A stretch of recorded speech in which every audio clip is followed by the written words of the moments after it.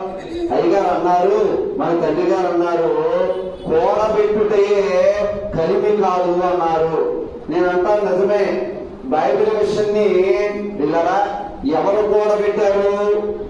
ఎవరు పౌరసత్వాంతో నింపారు? పరలోక సత్వము, పరలోకములో ఉండే పౌరసత్వమట భూలోకము మీద కనిపిస్తుంది. భూలోకములో ఉన్న మిషన్ మీదకి వచ్చింది.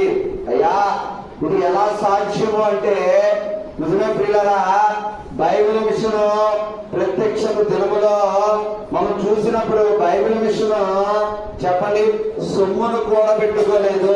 చెప్పండి దీన్ని సొమ్మును కూడబెట్టుకున్న మిషన్ కాదు కనుకే చెప్పండి ధనమనే కలిమి రాని మిషనే బైబిల్ మిషన్ అయి ఉన్నది.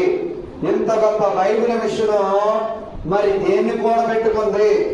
ఏమంటే ప్రభువుని కూడబెట్టుకున్న ఈ మిషన్ చెప్పండి ఎలా ఉందంట? పరలోక పౌరసత్వం కలిగి ఉంది.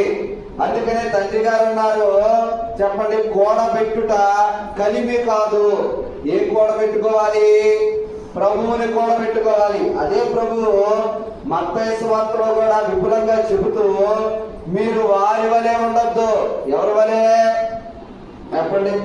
మీరు అనగా సాతాను సంబంధులు, లేదా మీరు అనగా సాతాను యొక్క వారసత్వం కలిగిన వారు.